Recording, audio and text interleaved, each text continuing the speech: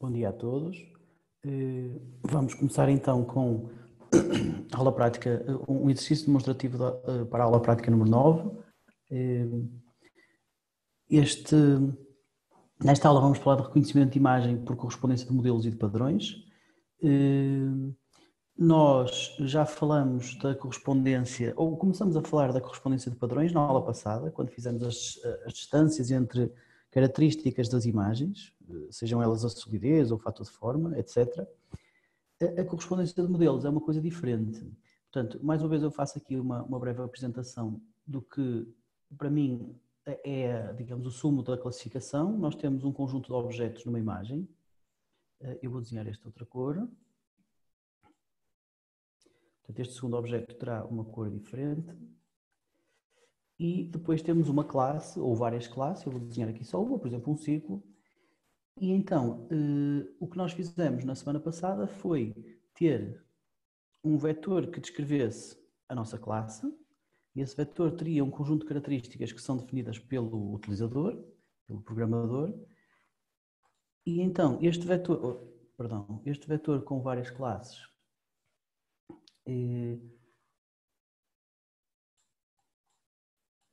com várias características, quero dizer, este vetor que teria várias características será, portanto, comparado entre o vetor do objeto e o vetor da classe. Portanto, será esta comparação aqui que dará informação para nós sabermos se este objeto pertence àquela classe ou não.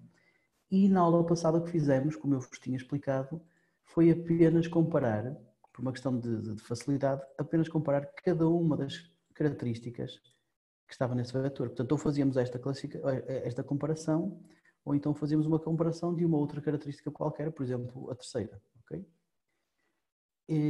Nesta aula vamos aprender a fazer isto da forma correta, que é conseguir comparar o vetor completo. Portanto, o que vamos fazer nesta aula é realmente preparar o vetor completo que descreve este objeto, tendo o vetor completo que descreve a classe, conseguir de alguma forma comparar vetor com vetor e assim perceber quão próximo é este objeto vermelho daquela classe, em função de todas as características, portanto desta e por aí fora, de todas as características que foram calculadas para descrever esse objeto. Okay? E isto é que é a verdadeira classificação por padrões. Aqui normalmente faz-se ou a distância euclidiana ou a distância de Mahalanobis, ou depois outras coisas, mas nós vamos falar destas duas. Só para terem uma noção de onde é que encaixa a correspondência de modelos. A correspondência de modelos é também uma classificação, obviamente, mas a diferença é que, em vez de nós criarmos estas tais representações intermédias, os tais vetores de características que descrevem os objetos, o que se faz na correspondência de modelos é comparar diretamente a imagem do objeto com a imagem de referência. Na verdade, até se faz mais ao contrário. A imagem de referência vai ser procurada na imagem dos objetos. Mas a grande diferença é que, em vez de compararmos características, ou seja, compararmos uma representação intermédia dos objetos e dos modelos, comparamos os pixels mesmo, ok? Quer dos objetos, quer dos modelos. Pronto, dito isto, por uma questão, eu vou tentar ser mais rápido nesta demonstração deste exercício e por isso vou aproveitar bastante do código que fiz na aula prática passada. Eu já coloquei essas aulas, algumas dessas aulas na net, portanto, se quiserem ver antes, para estarem mais a par daquilo que eu estou a fazer aqui, estejam à vontade. Nós vamos fazer o exercício 3, que então é uma classificação por correspondência de padrões, ok? Portanto, nós vamos fazer correspondência de padrões, usando estes descritores aqui, e temos então que fazer uma coisa muito parecida com aquilo que já fizemos. Reparem que temos que ler esta imagem, depois teremos que descartar objetos com área menor que 200 pixels e depois calcular estas características que aqui estão. Ora, eu vou começar por fazer isto e depois voltamos aqui. Então, já temos aqui o tal exercício 3. Então, reparem que eu já tenho a leitura da imagem, já estou a descartar objetos com área menor que 200 Depois estou por simplesmente a preparar uma figura para depois a desenhar, já sabem como é que funciona. E finalmente aqui já estou a calcular as propriedades que interessam. Na verdade não são as que interessam, eu tenho que mudar aqui qualquer coisa. Portanto, eu quero a área, o centroide, a excentricidade.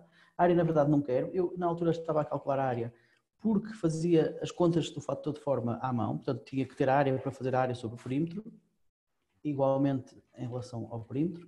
Portanto, o que me interessa mesmo é a excentricidade, a solidez e a circularity, que é o fator de forma como calculado no novo MATLAB. Circularity. O centroide é para desenhar características dos objetos. Ok? Pronto, com isto eu já terei, posso fazer aqui o famoso keyboard, eu já terei então uma imagem com os objetos. Porque é que ele não está a pôr isto no sítio? Se calhar não estou com... Aqui. Vamos ver. A minha figura não está aí para o sítio e eu já sabem que eu fico tolo se a minha figura não for para o sítio, por isso eu vou ter mesmo que a pôr no sítio e agarrá-la. Ok. E agora ficas aqui e agora o H dá-me estes valores aqui de posição, pois são diferentes do que eu tinha. Ok.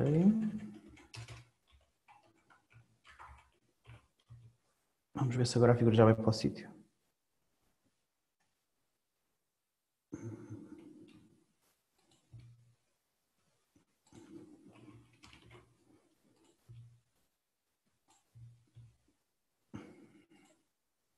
Já está no sítio, finalmente.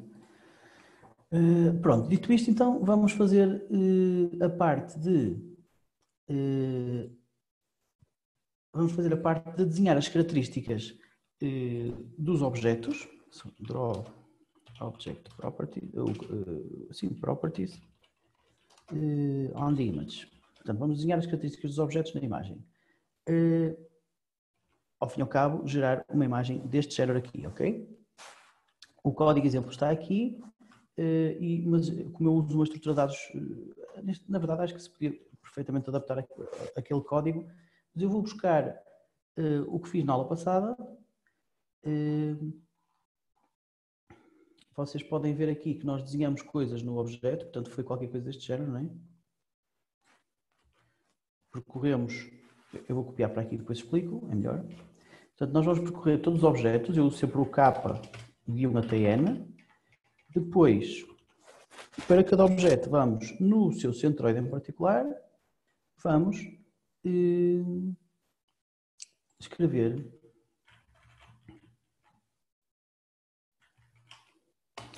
Portanto, temos que gerar aqui um vetor de todas as características. Eu não sei como é que aqui se vai buscar todas as características. Deixem-me ver aqui o exemplo.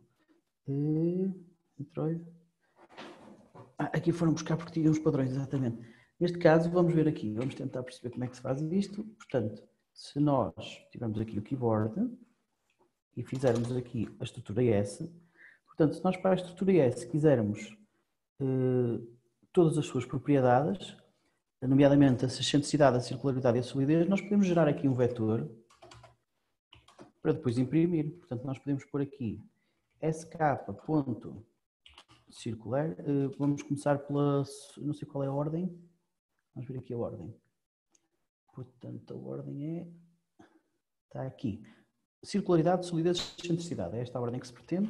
Circularity, sk.solidity,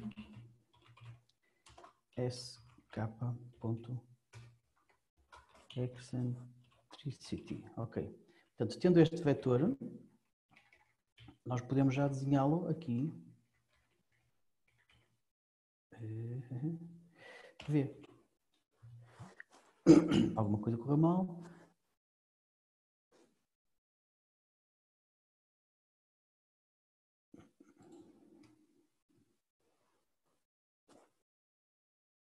Eu não sei se ele gostou do meu ver. Vamos tirar estas coisas daqui, só para ver se o ver está a ser usado corretamente.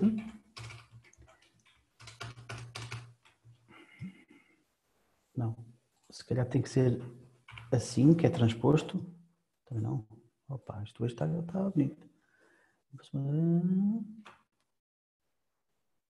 O que é que me está aqui a faltar? Deixa-me ver. Claro, tenho que converter para string. Num to str. Vamos ver se assim vai, se não é transposto, talvez.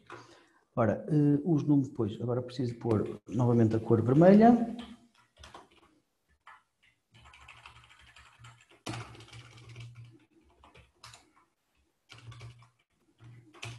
Vamos experimentar agora. Cor. Ok. Então, os valores ficaram todos, portanto, não ficaram em linhas diferentes, portanto, teremos que pôr aqui provavelmente o transposto do vetor, que é para ficar um vetor linha e não um vetor coluna. Vamos ver se aqui, agora já temos. Pronto, cá está. Finalmente temos os valores. Na verdade, agora estes valores talvez sejam um bocadinho grandes demais. Podemos reduzir aqui, por exemplo, o font size.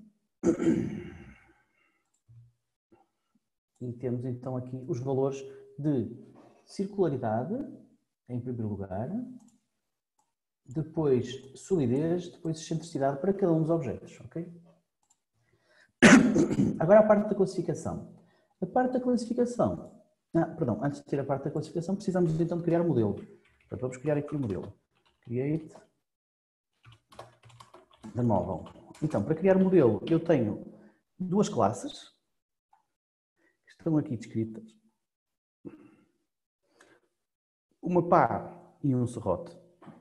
E, portanto, eu vou criar o objeto pá, que há de ter uma circularity. Circularity de não sei quanto. Depois há de ter uma solidity e uma eccentricity, não é? E finalmente uma eccentricity. Ok? Exatamente. E também podemos pôr eventualmente um nome, mas não vale a pena porque já está ali o nome. Então, vamos buscar aqui os valores. Para a pá são estes os valores. Já sabem que este é o vetor ordenado das propriedades e, portanto, o primeiro será a circularidade, o segundo será a solidez e o terceiro será a excentricidade. Já criamos aqui o nosso modelo, que são os valores de referência do vetor para aquele vetor de propriedades. Agora, claro que temos que ir fazer o mesmo para o serrote. Serrote. Vou buscar o vetor ao outro lado. Copy. E faço exatamente a mesma coisa. Ups, este foi meu. Ok.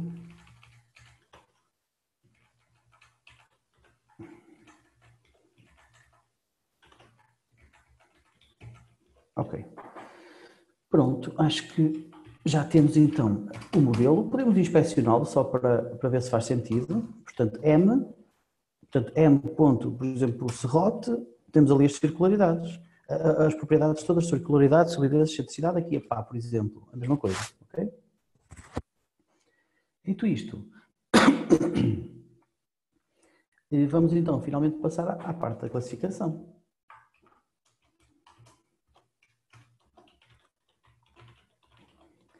Reparem que aqui a parte da classificação, a classificação normalmente implica tomar uma decisão, mas da forma como o exercício está feito, digamos assim, não se pretende tomar uma decisão, o que se pretende é calcular para cada objeto a distância a cada classe, ok?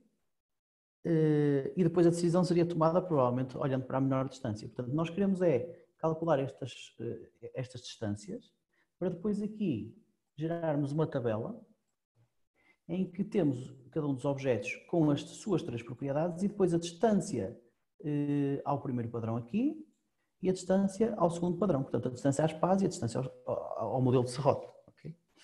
E provavelmente o objeto 1, por exemplo, como tem uma distância à pá de 0 e uma distância ao serrote de 0.3, será uma pá. E por aí fora é assim que se tomam as decisões normalmente em termos de classificação. Mas o que nos interessa então é calcular estas duas distâncias, à pá e ao serrote, para cada um dos objetos.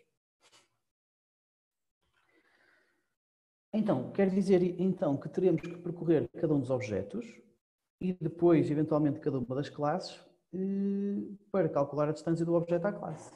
eu vou mais uma vez recorrer aos exercícios que fizemos nas aulas passadas. Portanto, nós aqui estávamos a percorrer todas as propriedades, porque iríamos calcular uma distância para cada propriedade, lembram-se? Aliás, vamos olhar antes para aqui, que era a parte da classificação. Portanto, nós estávamos realmente a percorrer as propriedades apenas e só porque calculamos uma distância para cada propriedade. Neste caso já não vamos fazer isso porque a nossa distância é para todas as propriedades ao mesmo tempo.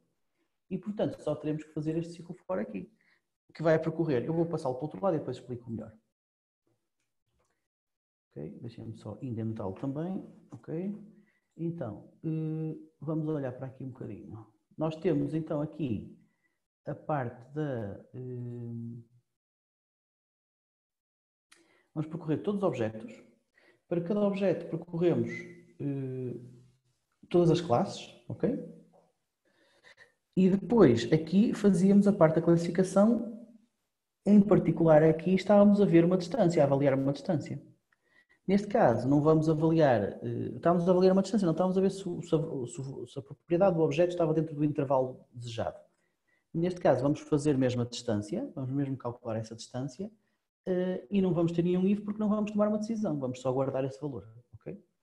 Portanto, que adaptações temos nós que fazer aqui? Primeiro, precisamos das propriedades que temos. E neste caso, este passeio aqui pelas classes já não está correto, portanto nós teremos que alterar isto.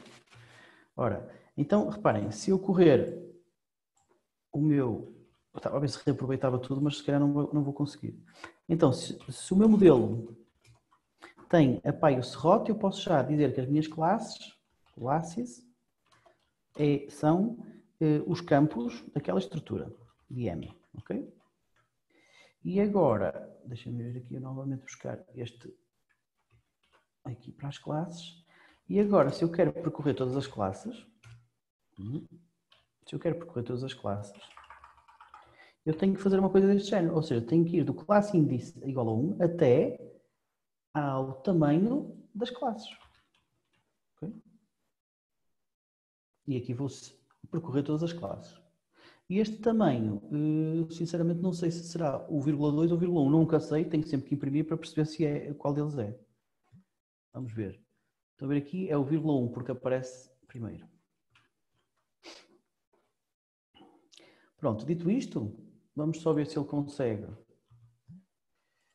fazer isto. Ele diz aqui que na 221 não consegue fazer alguma coisa, portanto, deixem-me ver aqui, size de M não é M classes, isto é só o classes, portanto, tenho uma variável que tem as classes já, e portanto, tenho que fazer apenas isto, ok? E reparem então que, se quiserem fazer aqui um display para perceberem como é que isto está a iterar, aqui têm o objeto k, .str_k, portanto, aqui tem um objeto k e aqui terão a classe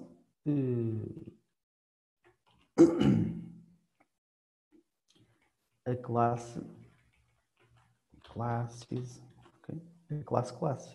A classe index do vetor classes. Vamos ver. Ora, tem aqui falta-me aqui o parênteses reto. Então, reparem, eu para o objeto 16 estou a ir visitar a pá, depois visito o serrote e por aí fora, ok? Atenção que eu aqui nesta classe eu quero ir buscar mesmo uma string e, portanto, não quero ter aqui uma lista e não quero ter ainda o cell array e, portanto, isto tem que ser assim, com chavetas em vez de parênteses.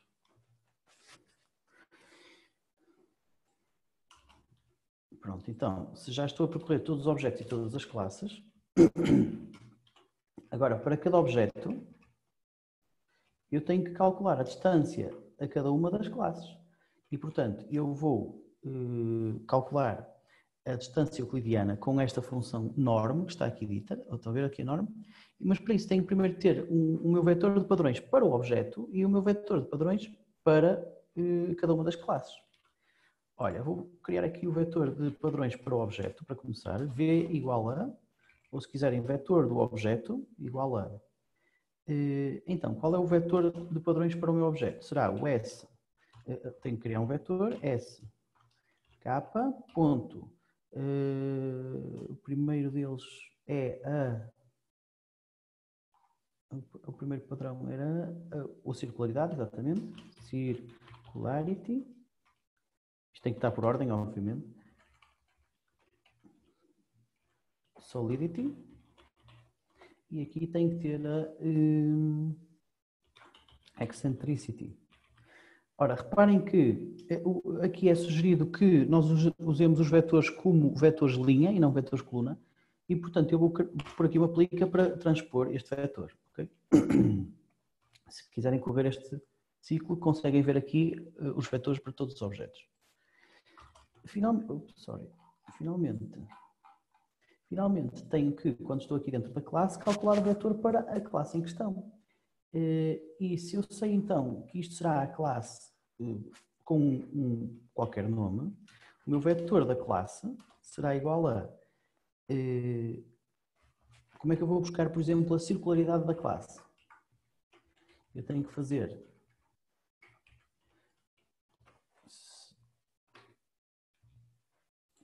qualquer coisa do género. M ponto pá, se estiver a falar da pá, ponto circularity. Portanto, eu só tenho que substituir este pá pela classe em questão. Ou seja, será qualquer coisa deste género, em que, em vez de eu ter ali a pá, tenho a variável classe. Ok? Isto para a circularidade, depois tem aqui para a solidez, e depois tem aqui, finalmente, para a excentricidade.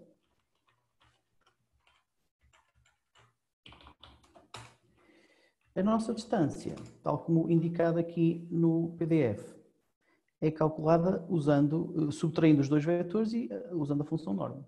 Portanto, para o meu objeto k, eu vou ter uma distância